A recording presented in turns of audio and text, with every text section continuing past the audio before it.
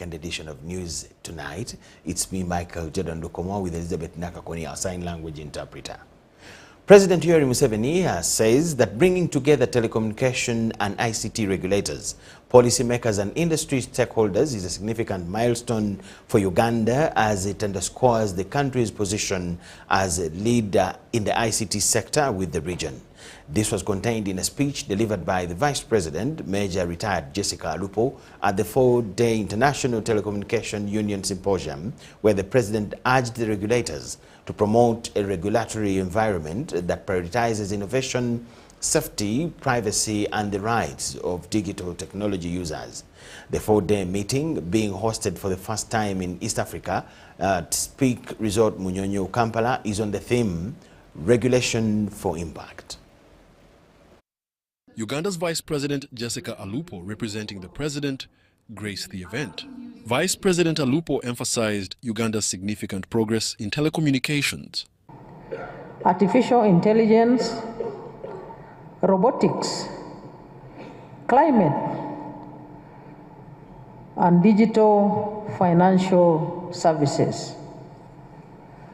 These are very important topics with far-reaching implications for the development of ICT sector in Uganda and indeed all other countries.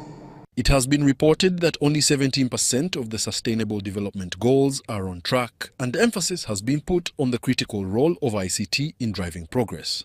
And the questions we have to answer is how do we use ICT to create employment opportunities for our young people?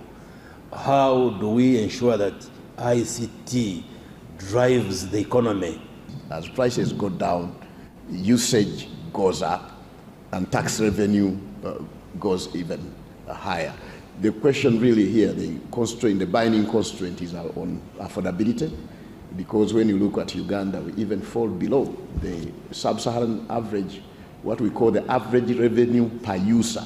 The importance of strong regulatory frameworks in fostering sustainable digital transformation was underscored, emphasizing that regulation must maximize ICT benefits while minimizing risks in the rapid era of artificial intelligence. Dr. Zavazava mentioned misinformation, disinformation, deepfakes.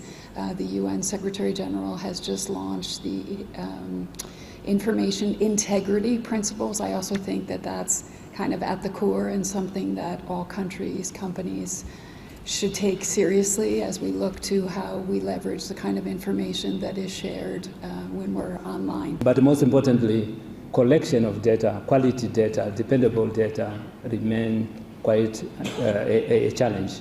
And analyzing that data and interpreting it. Delegates will participate in panel discussions, workshops, and networking sessions to share best practices and explore new regulatory approaches. The ITU Global Symposium for Regulators is yet another international conference that Uganda has been privileged to host in the year 2024. Now, this conference will definitely pose as a great benchmark for Uganda to get the best international practices on how to utilize ICT. We hope that Ugandan stakeholders will take a leaf away from what has been discussed the next 4 days. Wadulo Mark Arnold for UBC News in Munyonyo. Parliament has reconsidered the national budget for financial year 2024-25 in consideration with the concerns of the President on priority funding.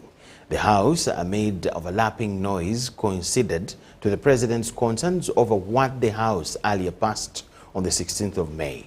The minority members, led by Shadow Minister for Finance, Semuju Nganda, protested some of the allocations contained in the President's proposal.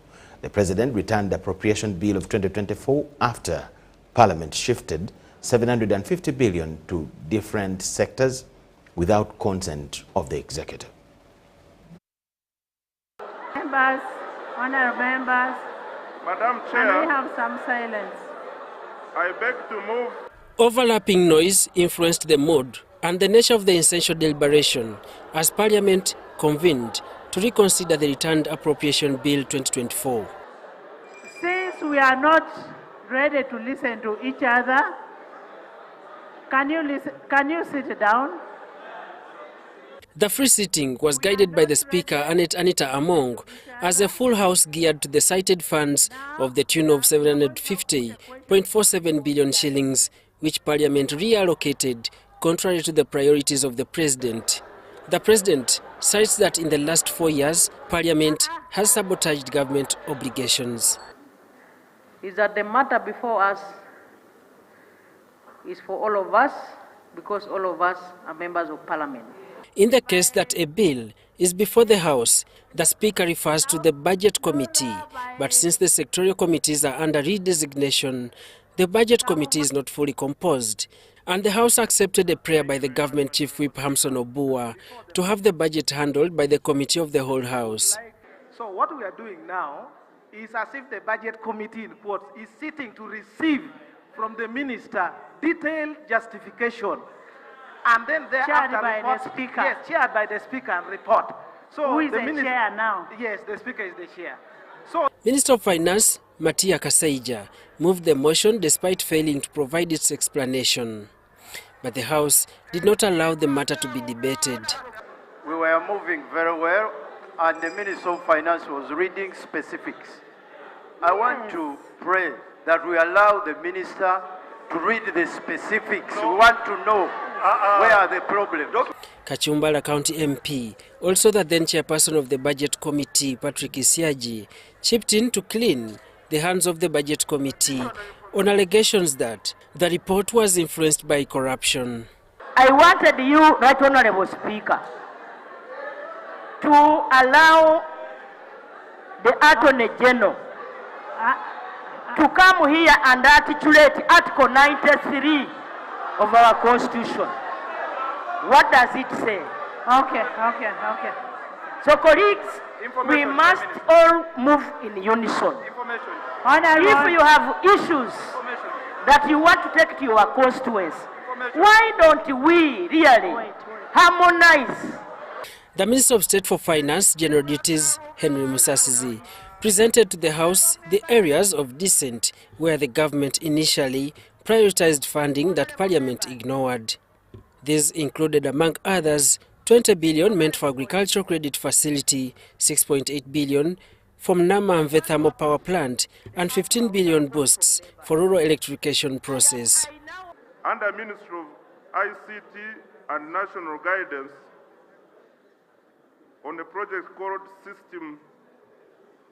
under recurrent, 5 billion was taken away, and these are funds for development, upgrade, and maintenance of government systems, including business registration.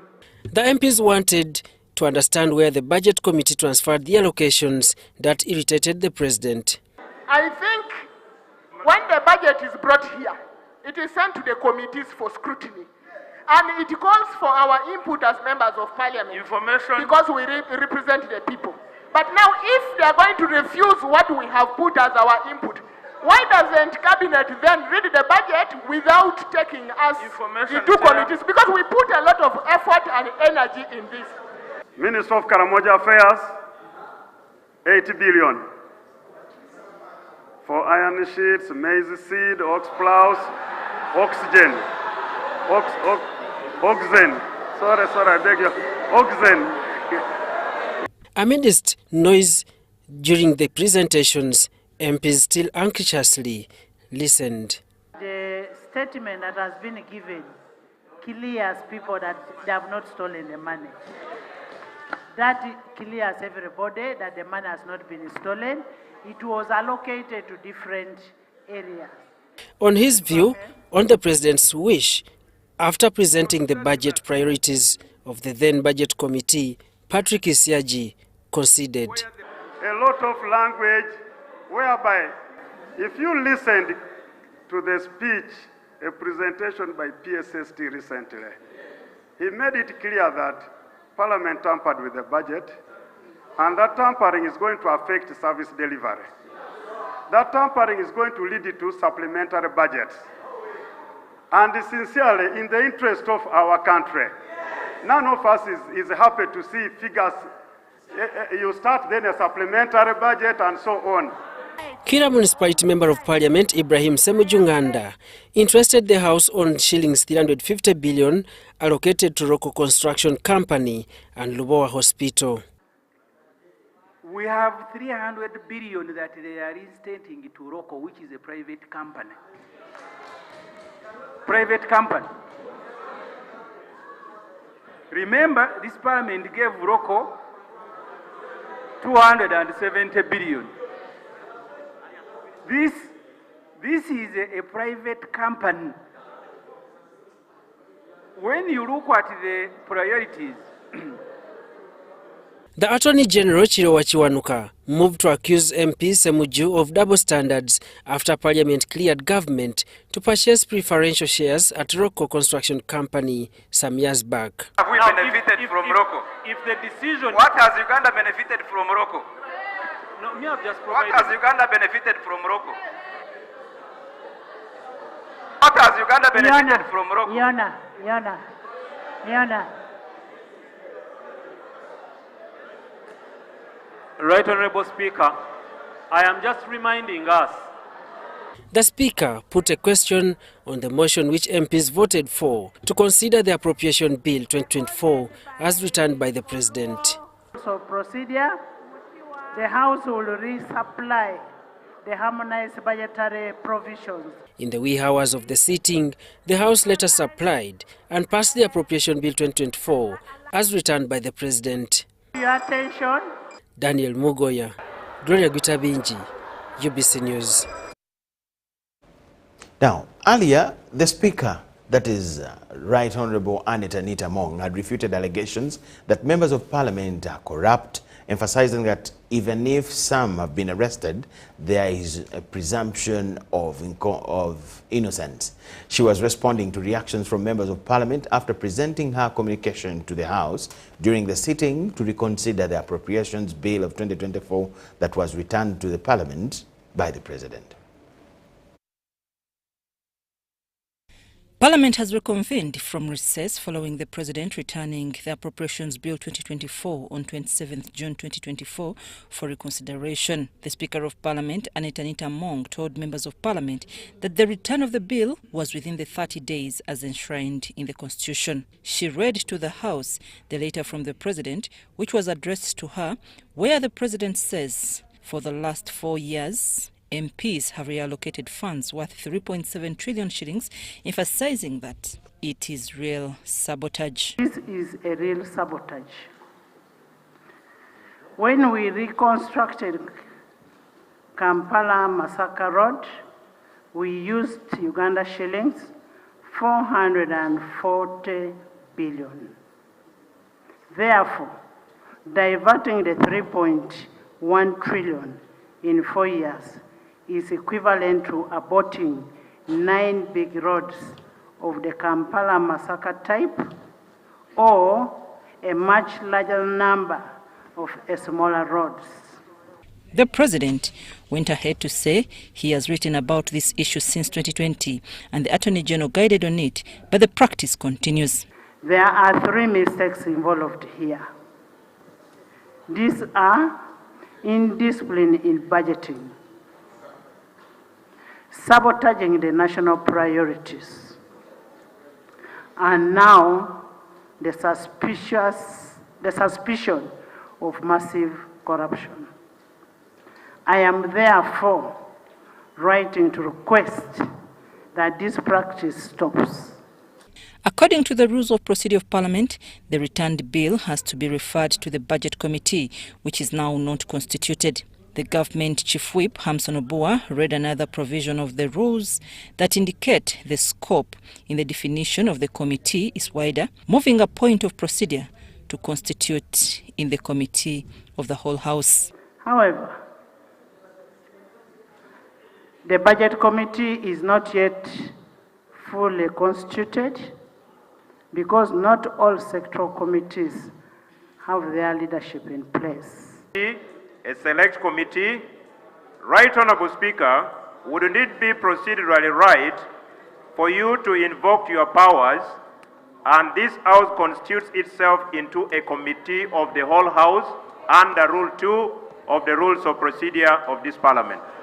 Erute County MP Oduru Jonathan raised an allegation of a letter mentioning that all members of the Budget Committee are corrupt. It's a very serious allegation of grave corruption against the Budget Committee. And the wording of that letter by the President that specifically mentions allegations of corruption, and he's not doing it for the first time.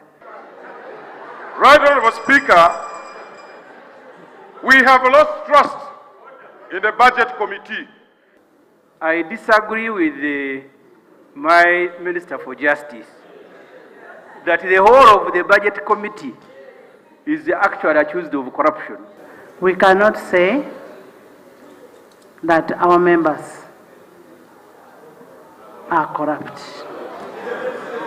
Some members submitted for the House to sit and take a decision on matters raised by the President. Despite some MPs wanting to proceed, Woman Member of Parliament Butambala Aisha Kabanda insisted that the President's letter blames corruption on the whole House, that they need to first get a legal interpretation of their mandate.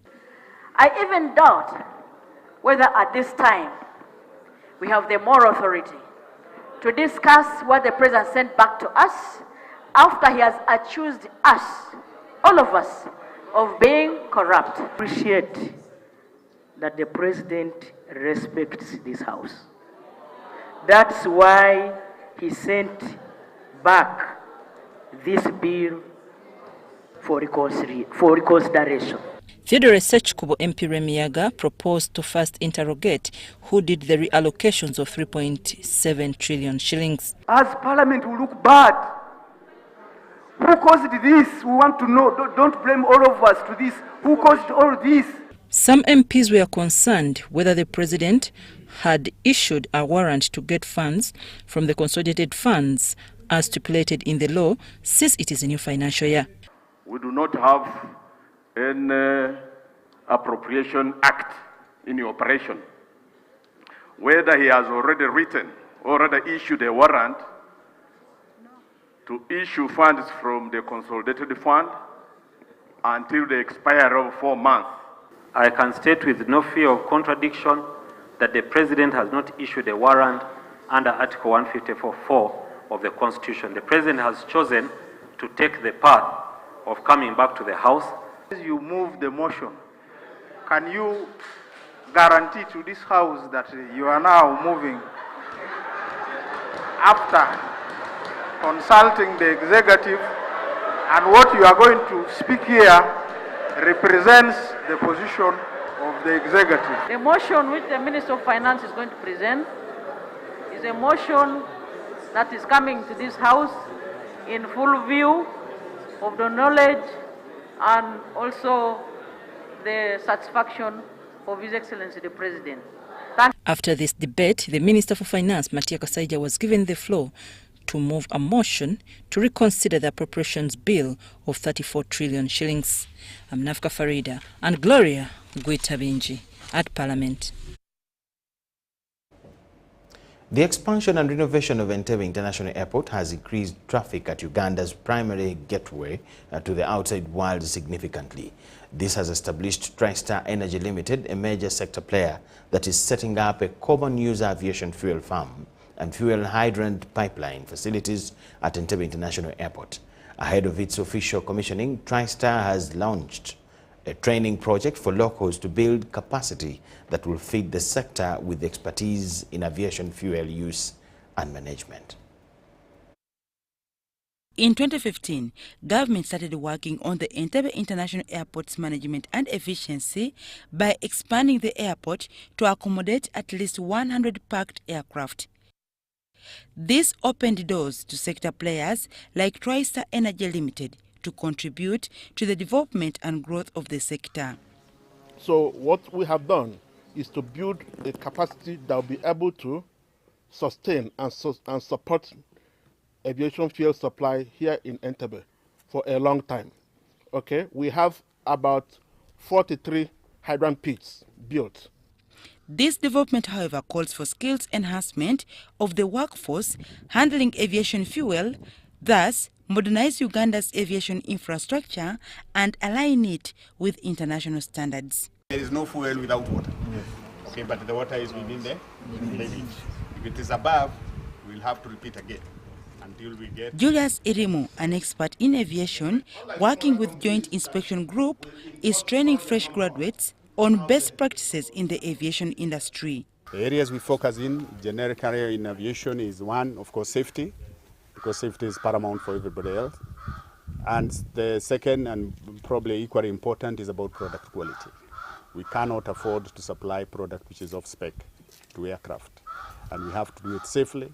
We have started training local Ugandans today that will be able, at the end of this training, which we have scheduled to last for 6 months, to be able to handle aviation fuel operations, safety, management, maintenance, the technology, and everything that has to do with aviation fuel operations and management. According to TriStar Management, the trainees are fresh graduates of science-based courses from different universities across the country.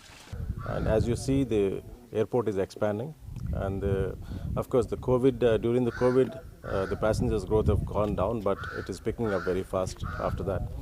And it is the right opportunity for TriStar to invest. With this multi-million aviation fuel storage facility by TriStar, Uganda will enhance her aviation infrastructure, which shows the country's readiness to attract global business. Dorcas Kimono, UBC News. The defense legal team in the Susan Magara murder case has refuted the evidence presented by prosecution witness Kanene Enoch, a forensic expert and cyber analyst. They criticized Enoch for failing to identify the names under which the kidnappers' contacts were registered. According to the defense, the expert merely analyzed and tracked the alleged kidnappers' contacts without discovering the registered names or directly linking any of the 8 accused individuals to the crime. In response, Kanene Enoch informed the court that during the data analysis, the contacts were initially registered in the accused's names, but were later changed. During the hearing, accused Hajara Nakandi revealed that Shakur Mugabe, a convict in Luzira prison, repeatedly asked her to plead guilty to the offenses against him. Judge Alex Ajiji ordered the prosecution to investigate this claim and report back within a month. The judge adjourned the case to the 3rd of July for further hearings.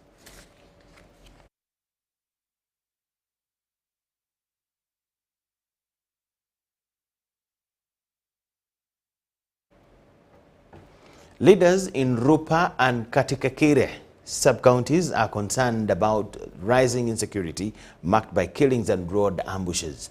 Over the past month, suspected Karimojong warriors have killed more than 6 people, especially border riders. Leaders and locals say that most roads in the sub-counties are now inaccessible. But now I cannot go to Kobebe, I cannot go to Naput, cannot go to Nakiloro, I cannot go to just Sunbelt here. I can't go now. Rupa Lokriama Road. It's really worse. The situation is alarming. Rupa has gone out of hand. We have, as always, talked that the situation is not out of hand. Is the promoter of the killings in Rupa.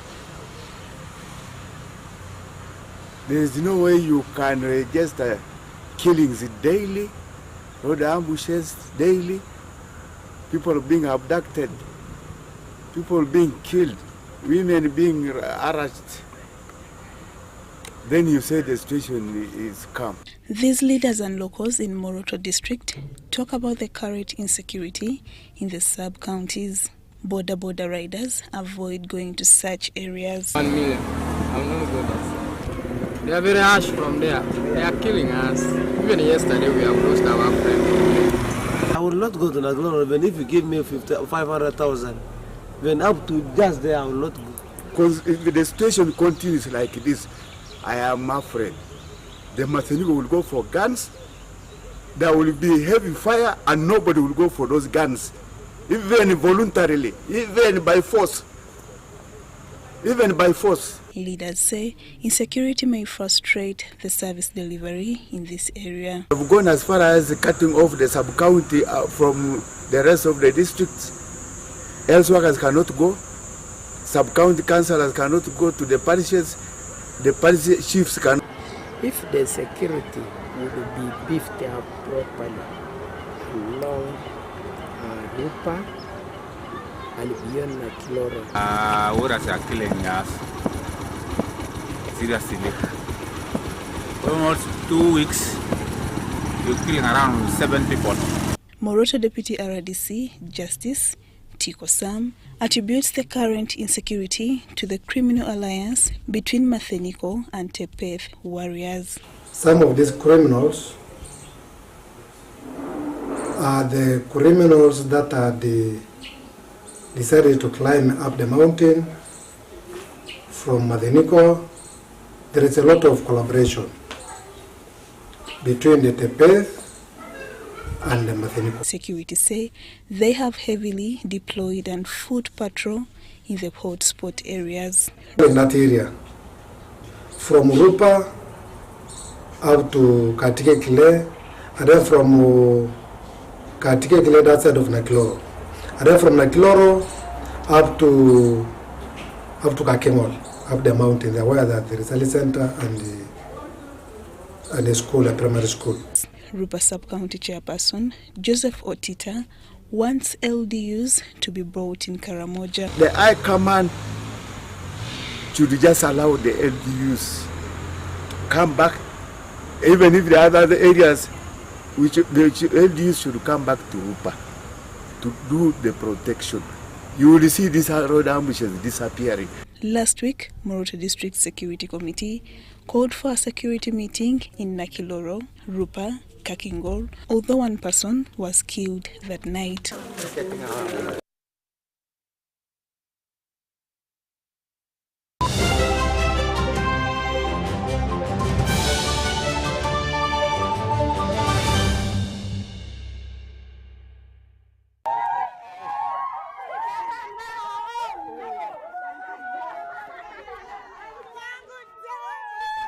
Amanya gange nze Namutebi Sharon nga nkolera wano wennyini Saka Kirombe oba Makindye. Empangula gye nawanguddemu ssente mbadde nga nkozesa mobile money nga nsindika school fees w'omwana ku ssomero. Okutegeera nti mpangudde nze mutima neegambye nti kambalinde bamale okujja ndyoke nzikirize nti mpangudde. Kyennyinza okubagamba nti si byabafere weewaawo abafere gye bali naye ennamba eri emu yokka era bw'eba ekukubidde omanya eyo si yabafere. Mpulira bulungi nnyo nnyo nnyo era ndi musanyufu nnyo. Naye MTN mobile money mbebaza nnyo mwebale nnyo mwebalire. Together we're unstoppable. Gold. We all want it. That soft yellow glow of a subdued sun in your hands. That precious polish of elegance. To hold it is one thing, but to taste it is everything else.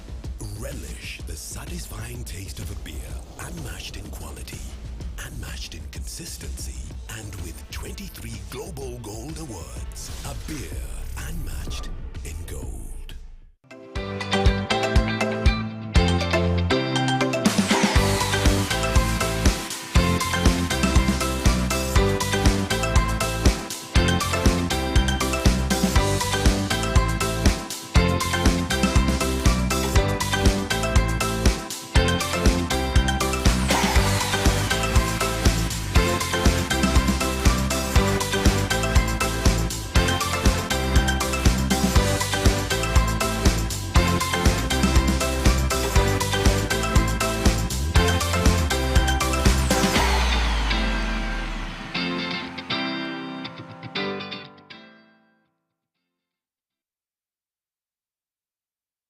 Hi, my name is Rachel Nduhutiri and I am a Ugandan actress and the winner of the Africa Monologue Challenge 2023.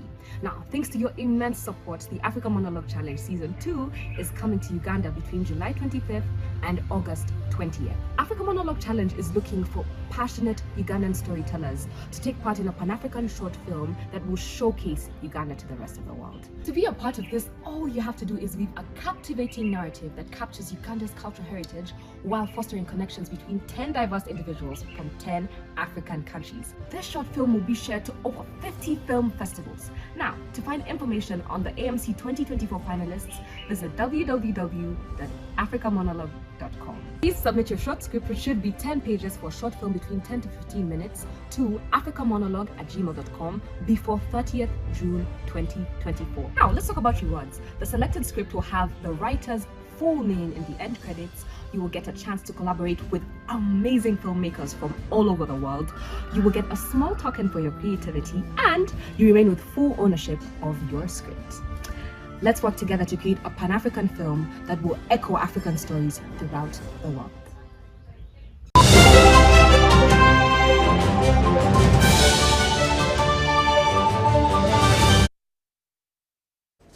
BBC News Tonight. Refugees from Sudan, the Democratic Republic of Congo, Somalia and other countries have appealed to the Ministry of Health for interpreters to assist them in accessing medical care in various health centers. The appeal was made during the launch of a clinic built by Dar al-Shifa Polyclinic in Bukoto.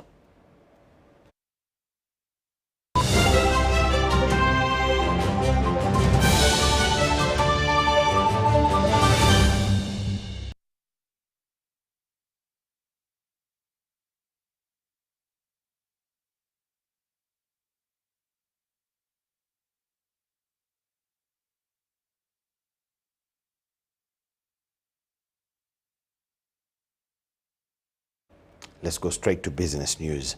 The public is urged to be vigilant to avoid being cheated by unscrupulous business people who want to maximize profits through selling pre-packaged underweight products. Although UNBS conducts periodic inspections, the standards unit admits that it has no capacity to deal with the vice alone. Kampala Capital City Traders Association and the Uganda National Bureau of Standards plan to strengthen through collaboration and coordination to deal with unscrupulous businessmen who are tampering with the quality and quantity of products manufactured within the country. And as Kasita, we decided to set up a special department to coordinate with National Bureau of Standards and to make sure that cheating can be fought together. You know, strengthening our partnership, the public and government agencies can assist to save such an ethical habit or act. Last week, Uganda National Bureau of Standards impounded over 700 bags of underweight sugar in Soroti City from VG Keshwala and Sons Limited stores. The seizure of the sugar packed in Kakira branded sacks followed public complaints. Originally, we had thought that the company which was appearing on the labels was actually responsible for the shortages, but investigations are soon revealing that this vice was actually perpetrated by the drivers. Kasita is also advocating for a fair trading environment to tackle challenges facing the business community. The cost of doing business.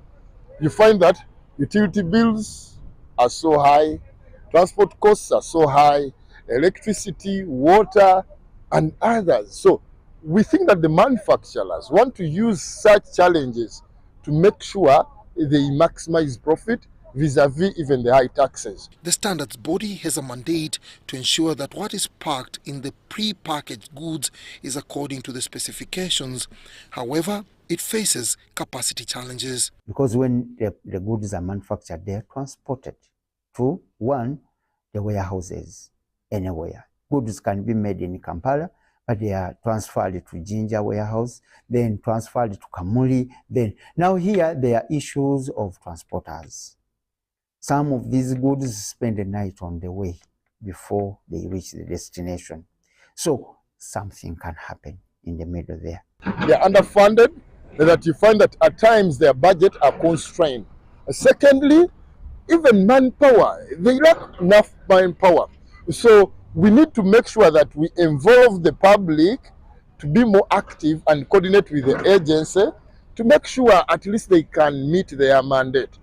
The two entities are calling for public vigilance and ensure the pre-packaged goods have prescribed quantities. Dennis Ikoa for UBC News.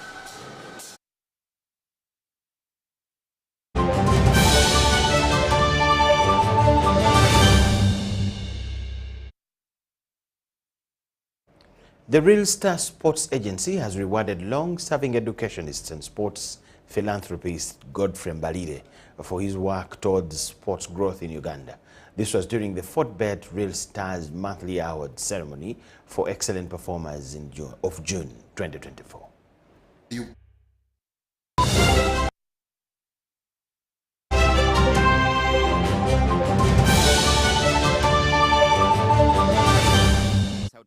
Lazio Restaurant in Kampala, a Kampala capital city suburb, has hosted the 40bet Real Star Awards for the month of June.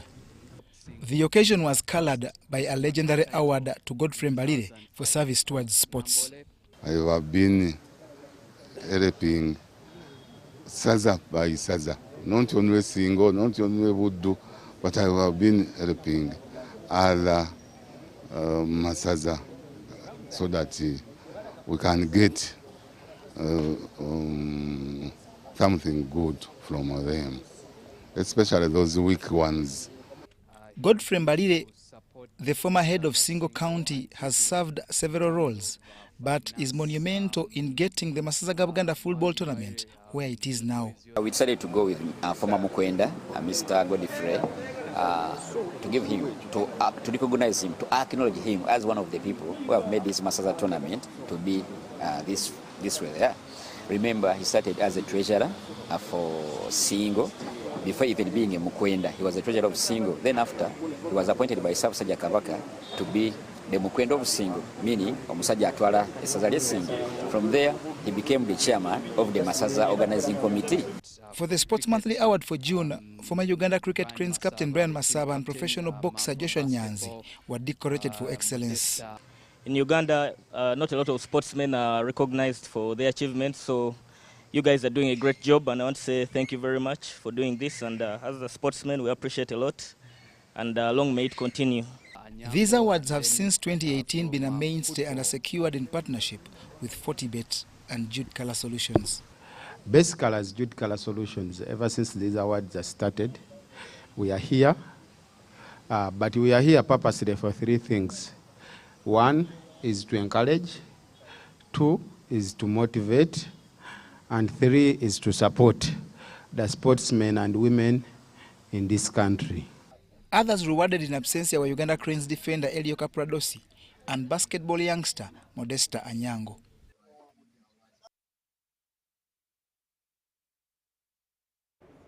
That is all we had for you tonight.